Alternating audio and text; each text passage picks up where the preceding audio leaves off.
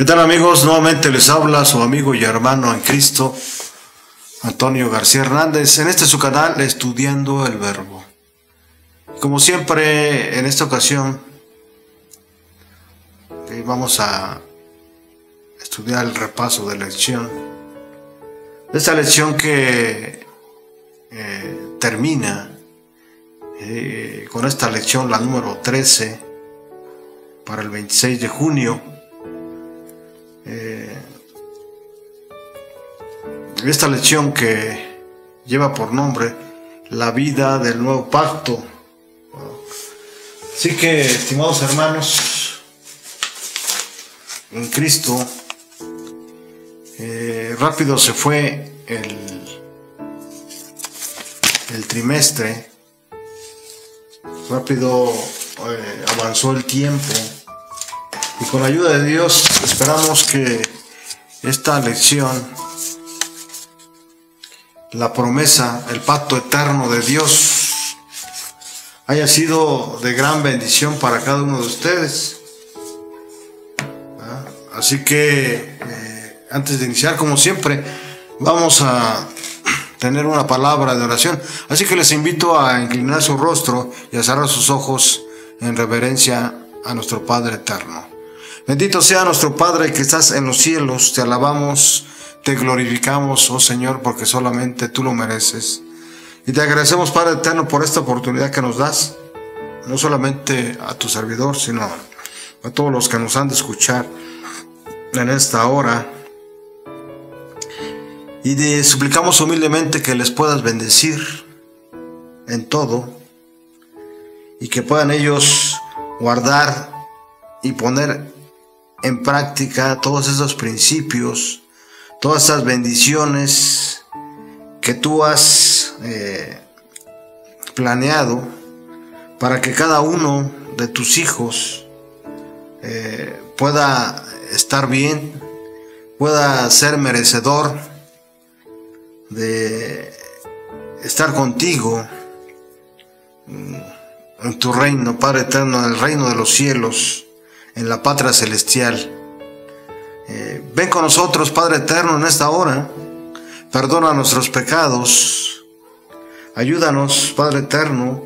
Si alguno de los que nos están escuchando ahorita tiene algún problema de salud, restáurale, Padre amoroso. Si alguno de los que nos van a escuchar tiene algún temor, alguna preocupación, alguna duda acerca de tu existencia, Padre eterno, ayúdale para que pueda estar confiado, ayúdale para que pueda obtener cada una de tus promesas, y que tu Espíritu Santo le convenza de pecado. Gracias por todo, Padre eterno, porque en Cristo Jesús te lo suplicamos todo. Amén, amén. La vida del nuevo pacto. La vida del nuevo pacto. Y el versículo de memoria se encuentra en el Evangelio de Juan, en el capítulo 10, versículo 10. Quiero invitarles para que junto conmigo vayamos a la palabra de Dios, a la Biblia, al libro de libros, para que podamos escuchar tu palabra, Señor. Evangelio de Juan, capítulo 10, versículo 10. ¿Qué dice la palabra de Dios? ¿Cómo está escrito? Dice: el ladrón no viene sino para hurtar, matar y destruir. Yo he venido para que tengan vida y para que la tengan en abundancia. Solamente en Cristo podemos tener vida, ¿verdad? Solamente en Cristo podemos tener vida. Y dice el Evangelio de Juan, en el capítulo 17, versículo 3, y esta es la vida eterna, que te conozcan a ti, el único Dios verdadero, y a Jesucristo a quien tú has enviado. Solamente la vida existe en Dios. Y todas sus criaturas, sin duda, tienen vida por la gracia y misericordia de Dios. Pero Dios no se limita a que tengamos vida, sino que Él quiere que tengamos vida en abundancia. ¿Qué significa esto de tener vida en abundancia? ¿Verdad? ¿Qué significa esto de tener vida en abundancia? Estas preguntas vamos a tratarlas a medida que avancemos en este estudio de esta lección. El pacto entre Dios y la humanidad va más allá del dogma religioso y la doctrina únicamente. Más bien define nuestra relación con el cielo, ¿verdad? El pacto entre Dios y la humanidad define nuestra relación con el cielo. Al aceptar el pacto, abrimos nuestra vida al amor de Dios y su promesa de salvación, ¿verdad? ¿Qué significa tener el amor de Dios? Significa que Él, como Padre, ¿sí? Como Padre, derrama todos sus tesoros que están en el cielo y los pone en nuestras vidas. ¿Con qué propósito? Con el propósito de que nosotros podamos no solamente aceptar su misericordia y su gracia, su amor, sino también para que nosotros podamos compartirla con aquellos que no conocen a Dios, ¿verdad? Por eso, de ahí la importancia de que el mundo conozca a Dios. Por eso dice Jesús, y esta es la vida eterna, que te conozcan a ti, el único Dios verdadero, y a Jesucristo a quien tú has enviado, ¿verdad? El aceptar el pacto, abrimos nuestra vida al amor de Dios y su promesa de salvación, ¿verdad? En el nuevo pacto que Jesús estableció a través de su sangre, no es algo teórico, es una lección que aprender. Es una lección que aprender, ¿verdad? Así que este pacto con Dios nos transforma completamente y nos proporciona nueva vida cuando le permitimos al Espíritu Santo que haga todos los arreglos necesarios en nuestra vida, ¿verdad? En ese nuevo pacto Dios nos transforma, es decir, el Espíritu Santo nos transforma completamente y nos proporciona una nueva vida, ¿verdad? Por eso el apóstol Pablo dice, de modo que si alguno está en Cristo, nueva criatura es. ¿Qué nos proporciona la vida del nuevo pacto? Número 1, gozo, ¿verdad? Número 2, liberación de culpa. Número 3, nuevos pensamientos. Número 4, esperanza de vida eterna. Y finalmente, una misión, un propósito, un objetivo, por lo cual usted y yo debemos mantenernos firmes, ¿verdad? Y con nuevos bríos, ¿verdad? Porque tenemos una misión, un objetivo, una meta. Ahora, ¿qué significa que la vida del nuevo pacto nos proporcione gozo? Quiero invitarles a la palabra de Dios en la primera epístola del apóstol Juan, del capítulo 1, versículo 1, primera de Juan, capítulo 1, versículo 4. Miren lo que dice la palabra de Dios. Les escribimos estas cosas para que el gozo de ustedes sea completo. Otra versión dice, estas cosas os escribimos para que vuestro gozo sea cumplido, ¿verdad? Les escribimos estas cosas para que el gozo de ustedes sea completo, ¿verdad? Cuando nosotros nos gozamos en las cosas del mundo, sin duda encontramos algo que nos pueda llenarnos, ¿verdad? Pero cuando nos gozamos en las promesas de Dios, nuestro gozo sin duda es completo. Jesús promete darnos gozo pleno cuando venga a nosotros. Pero el gozo de experimentar el nuevo pacto no es algo futuro, sino presente. Es parte integral del reino de Dios ahora y parte del fruto del Espíritu Santo. No es alegría exterior, sino paz interior. Paz interior. Quiero invitarles para que vayamos rápidamente al Evangelio de Mateo, al capítulo 25. Evangelio de Mateo, capítulo 25, versículo 21. ¿Qué dice la palabra de Dios?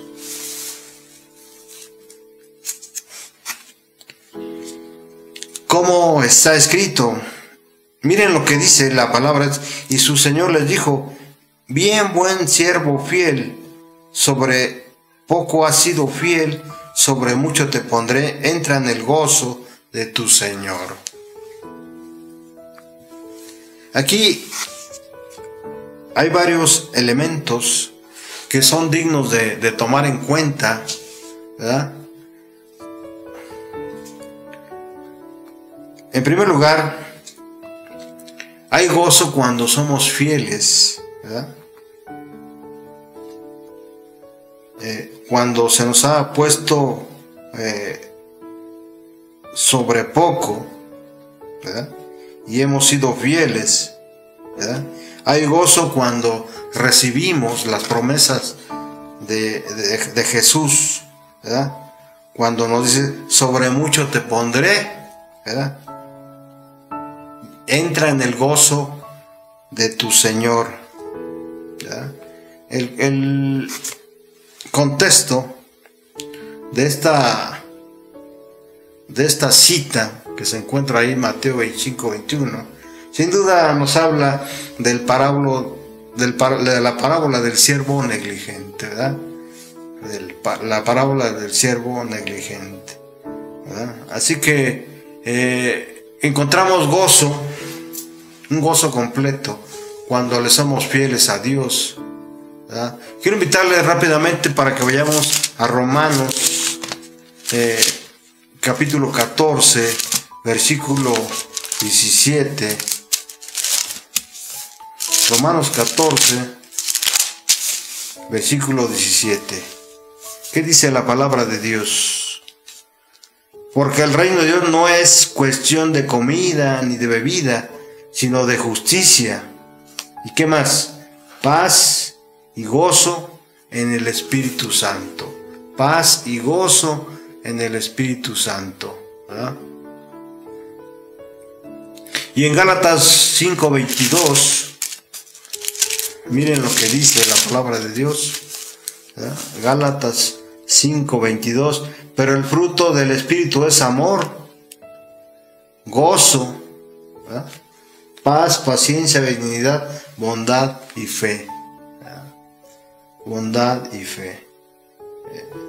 El apóstol Pablo nos anima, ¿verdad?, a que nos gocemos en la palabra de Dios, que nos gocemos en la presencia de Dios y que nos gocemos cuando el Espíritu Santo está transformando nuestras vidas, ¿verdad? Porque entonces hay una paz interior, ¿verdad? Una paz interior en cada uno de nosotros. Los 70 discípulos que envió Jesús a la misión se llenaron de gozo al presentar el Evangelio, ¿verdad? Y todo el que recibe y acepta el Evangelio se llena de gozo. Sin duda, hacer la obra del Señor nos produce un gozo enorme, un gozo muy diferente que nada tiene que ver con las cosas del mundo. Quiero invitarles para que vayamos al Evangelio de Lucas, al capítulo 10, versículo 17. Lucas 10, versículo 17. Cuando los 72 volvieron, estaban muy contentos y decían: Señor, en tu nombre hasta los demonios se nos sujetan, ¿verdad? Hasta los demonios se nos sujetan, ¿verdad? Sin duda, el gozo que representa hacer la misión no tiene comparación con otro tipo de alegría, porque vemos muchas veces vidas transformadas, ¿verdad? Mucha gente, al escuchar las buenas nuevas de salvación, ¿verdad?, encuentra una esperanza, y eso es lo que nos ayuda, eso es lo que nos, como resultado, tenemos un gozo interior, un gozo, una paz interior que no se compara con las cosas de este mundo. Vamos rápidamente a Primera de Tesalonicenses, al capítulo 1, versículo 6. Primera de Tesalonicenses, capítulo 1, versículo 6. ¿Qué dice la palabra de Dios? Ustedes recibieron la palabra con gozo del Espíritu, son en medio de muchos sufrimientos y llegaron a ser imitadores de nosotros y del Señor, ¿verdad? La palabra de Dios nos trae gozo, ¿verdad? ¿Por qué? Porque hay poder, hay amor, hay esperanza. Por eso el apóstol Pablo nos dice: ustedes recibieron la palabra con gozo del Espíritu Santo, ¿verdad? Aún en medio de muchos sufrimientos, llegaron a ser imitadores de nosotros y del Señor. Eso es lo que tiene la palabra de Dios cuando el Espíritu Santo la ministra de tal forma que muchas vidas, que muchas almas son alcanzadas, ¿sí?, por el amor de Cristo. El mero hecho de creer en Jesús nos llena de gozo. Como el apóstol Juan nos dice, meditar en la vida, muerte y resurrección de Jesús y tener una relación personal con Dios es la fuente de nuestro gozo. Quiero invitarles a Primera de Pedro 1:8 para que podamos nosotros comprobar esto, ¿verdad? Primera de Pedro, capítulo 1, versículo 8. Primera de Pedro, capítulo 1, versículo. Ustedes aman a Jesucristo sin haberlo visto y creen en Él aunque ahora no lo ven, y se alegran con gozo inefable y glorioso, ¿verdad?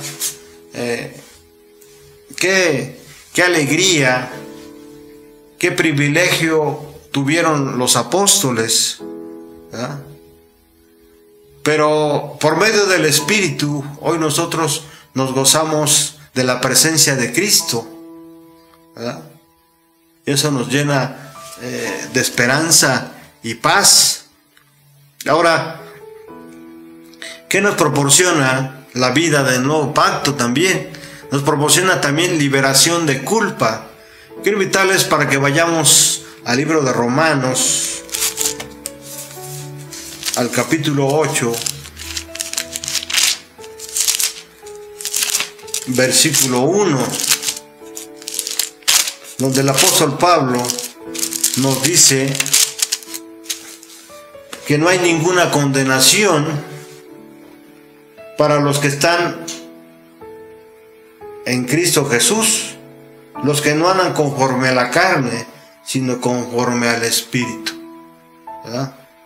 Dice otra versión: ahora pues ninguna condenación hay para los que están en Cristo Jesús, los que no andan conforme a la carne, sino conforme al Espíritu.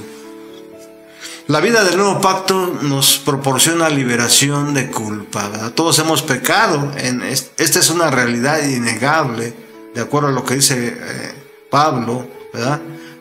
No hay justo ni uno solo, ¿verdad? Pero otra realidad irrefutable es que por la sangre del nuevo pacto Jesús nos perdona de cualquier pecado que hayamos cometido. Vamos rápidamente a Romanos capítulo 3 versículo 23. ¿Qué dice la palabra de Dios? Por cuanto todos pecaron, todos están destituidos de la gloria de Dios. ¿Sí? Todos están destituidos de la gloria de Dios. ¿Qué significa esto de estar destituidos? Por cuanto todos pecaron, dice. Por cuanto todos pecaron y están destituidos de la gloria de Dios. El versículo 24 nos da la respuesta: pero son justificados gratuitamente por su gracia, mediante la redención que proveyó Cristo Jesús, ¿verdad? A quien Dios puso como sacrificio de expiación por medio de la fe en su sangre. Esto lo hizo Dios para manifestar su justicia, pues en su paciencia ha pasado por alto los pecados pasados. ¿Qué nos proporciona la vida del nuevo pacto? Liberación de toda culpa, de todo pecado, ¿verdad? Quiero invitarles para que vayamos a Primera de Juan,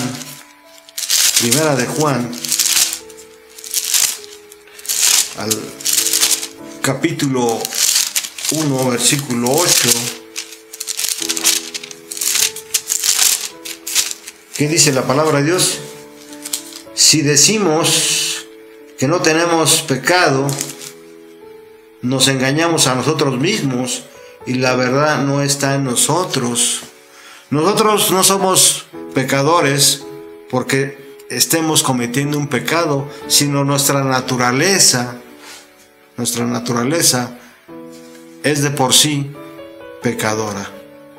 Por eso el apóstol, pues, por cuanto todos pecamos, todos estamos destituidos de la gloria de Dios, ¿verdad?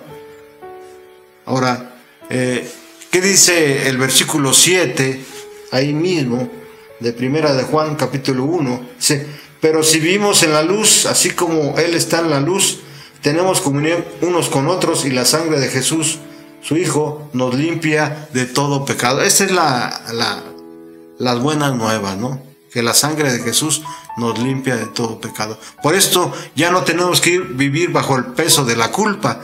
Dios nos libera no solo del pecado, sino también del remordimiento, porque si Dios se olvida de nuestro pecado, ¿por qué no olvidarlo también nosotros? Quiero invitarles rápidamente para que vayamos al libro de Jeremías, capítulo 31, versículo 34. Nadie volverá a enseñar a su prójimo ni a su hermano, ni le dirá: conoce al Señor, porque todos ellos, desde el más pequeño hasta el más grande, me conocerán, que yo perdoné su maldad y no volveré a acordarme de su pecado. Una vez que nosotros hemos confesado nuestro pecado, Jesús nos promete, ¿verdad?, borrarlo y no volverse a acordar más de ese pecado. Esto no significa negar la realidad del pecado, sino que ya no vivimos bajo la condenación de nuestro pecado, pues Jesús ya pagó por él. Quiero invitarles rápidamente para que vayamos a Apocalipsis, capítulo 1, versículo 5.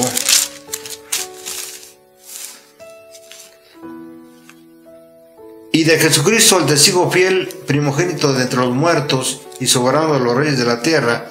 Él nos amó, con su sangre nos lavó de nuestros pecados. Jesús nos ha lavado ya de nuestros pecados. Por eso el apóstol Pablo dice: ahora pues ninguna condenación hay para los que no andan en la carne, sino conforme al Espíritu, ¿verdad? Esa es la condición para que nosotros seamos liberados en la vida del nuevo pacto de nuestros pecados. Ahora, en la vida del nuevo pacto, ¿sí?, ahora tenemos nuevos pensamientos, ¿verdad?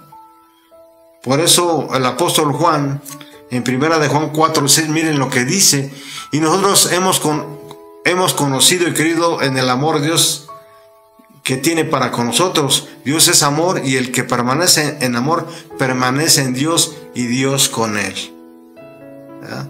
Conocer y creer el amor que Dios nos tiene cambia nuestros pensamientos y nuestros sentimientos. Recibimos un nuevo corazón, una nueva forma de pensar y sentir. Quiero invitarles para que vayamos rápidamente a la Biblia, al libro de libros,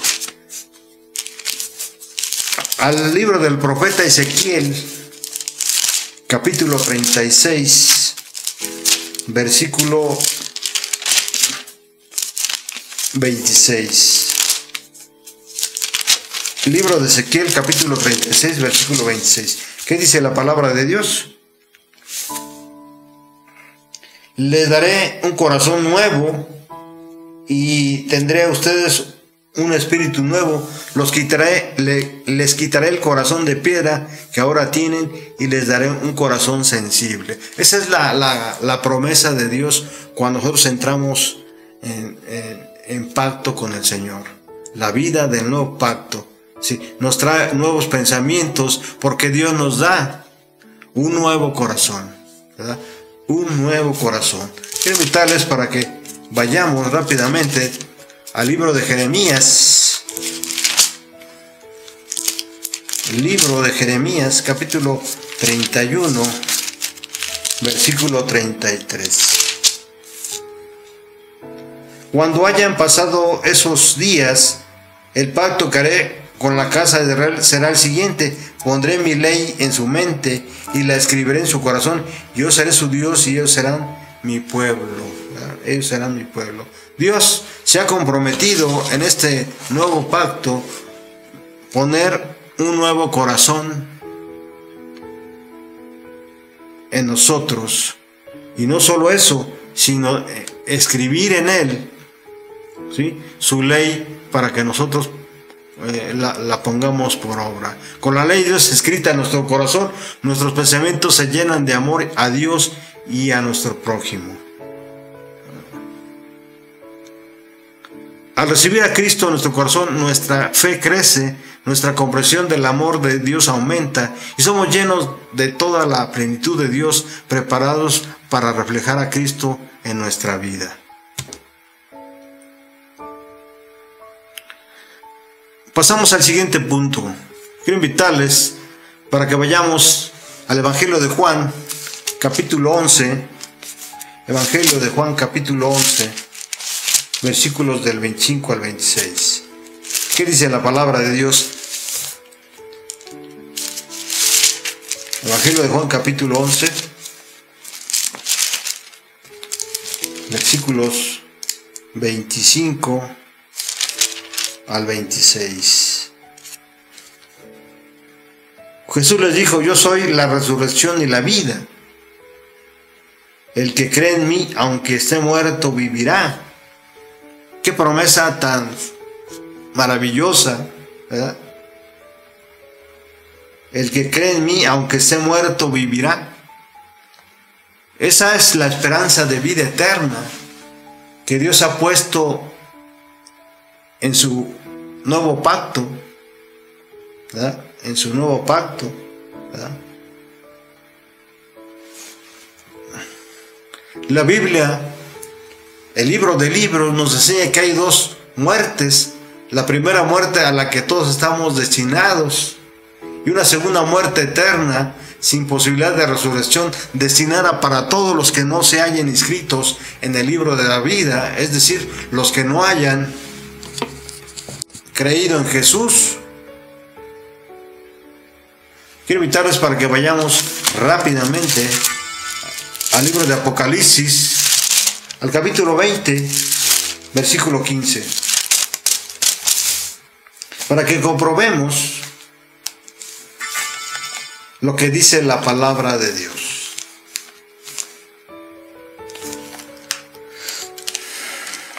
Todos los que no tenían su nombre registrados en el libro de la vida fueron lanzados al lago de fuego. Necesitamos, estimados hermanos, con la ayuda de Dios, ¿sí?, una vez que hemos aceptado la nueva vida del pacto eterno, ¿sí?, ser inscritos en el libro de la vida. ¿Verdad? ¿Cuál es la condición? Que creamos en Jesús. Por eso dice Jesús ahí en el Evangelio de Juan: y todo aquel que vive y cree en mí no morirá eternamente. Todos los que creen, ¿verdad?, todos los que viven y creen en Jesús, sin duda están inscritos o escritos en el libro de la vida. Jesús nos asegura que no sufriremos la muerte eterna. Tener esa esperanza afecta también a nuestra vida hoy. Saber que nuestro fin no es la tumba, sino la vida eterna, nos hace ver la vida desde una perspectiva distinta. En cierta manera, al recibir a Jesús en nuestro corazón a través del Espíritu Santo, ya disfrutamos de la vida eterna. Yo digo amén. Vamos pues al último punto de esta lección, estimados hermanos. Vamos al último punto de todo este estudio de la promesa de Dios, el pacto eterno de Dios, ¿verdad?, ¿sí?, que es una misión. La vida nueva en el pacto tiene que ver con una misión que nosotros, ¿sí?, debemos que cumplir. Miren lo que dice la palabra de Dios ahí en Primera de Pedro 2:9. El apóstol Pedro nos ayuda a entender que como hijos de Dios, que como coherederos junto con Jesucristo de todas las cosas que hay de todos los tesoros que hay en el cielo, ahora nosotros somos linaje escogido, real sacerdocio, nación santa, pueblo adquirido por Dios para que anunciemos las verdades de aquel que os llamó de las tinieblas a su luz admirable. Hay una misión que cumplir ahora, una vez que hemos aceptado una vida en el nuevo pacto, y es esa misión, ¿verdad? Hemos sido comisionados para que demos testimonio de las virtudes de aquel que nos ha llamado de las tinieblas a la luz admirable, ¿verdad? Entrar en pacto con Dios, permanecer a su pueblo escogido, implica permanecer en su pueblo escogido, implica una responsabilidad, una misión, y esa misión es anunciar el Evangelio, el gozo, la liberación de la culpa, los nuevos pensamientos, la esperanza de vida eterna. Estas cosas no son para guardarlas para nosotros mismos, debemos compartirlas. Esta es la misión que tiene dimensiones eternas, cambia el destino de aquellos que nos escuchan, son palabras de vida y para vida. Quiero invitarles a que vayamos a estas dos últimas citas que se encuentran ahí en 2 de Corintios 2:16. 2 de Corintios 2, 16. Miren lo que dice el apóstol Pablo. Para esto somos olor de muerte que lleva a la muerte, y para aquellos somos olor de vida que lleva a la vida. ¿Quién está calificado para una tarea tan importante? ¿Verdad? ¿Quién está calificado para una vida importante? Ahora, quiero invitarles para que vayamos a Filipenses 1:18. Filipenses 1:18. ¿Qué dice la palabra de Dios, estimados hermanos?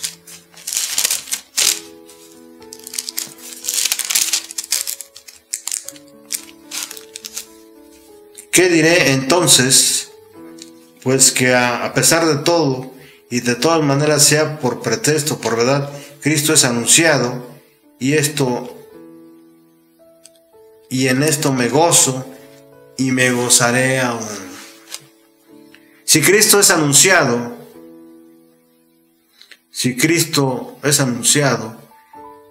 y en esto me gozo, me gozaré aún más, dice el apóstol Pablo. La misión debe ser para nosotros un gozo eterno, ¿verdad? Un gozo que tiene dimensiones eternas. ¿Por qué? Porque cambia el destino de aquellos que nos escuchan. Son palabras de vida y para vida, ¿verdad? Son palabras de vida y para vidas, de acuerdo a lo que dice Pablo ahí en 2 Corintios 2:16. Terminamos, estimados hermanos, amigos, amigas, hermanas en Cristo, con esta cita del Espíritu y Profecía que se encuentra en la persona de Elena G. de White, en su libro El deseado de todas las gentes, página 299. A medida que entramos, dice ella, por Jesús en el descanso, empezamos aquí a disfrutar del cielo. Respondemos a su invitación: venid, aprended de mí, y al venir así comenzamos la vida eterna.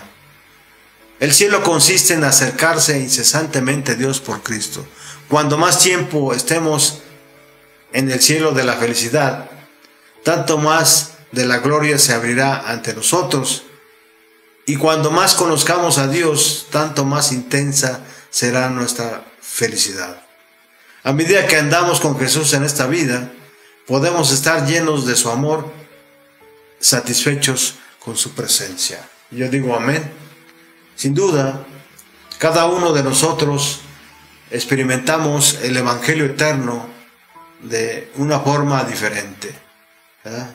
De acuerdo, ¿sí?, a la relación, al tiempo que le estemos dedicando, ¿sí?, a Cristo, al tiempo que estemos meditando en su palabra, al tiempo que estemos orando continuamente, o como dice el apóstol Pablo, orando sin cesar, ¿verdad?, al tiempo que estemos dedicándole a la misión, a dar testimonio de quién es aquel que nos sacó de las tinieblas a su luz admirable. No me resta más que agradecerles a cada uno de ustedes porque nos han permitido en este trimestre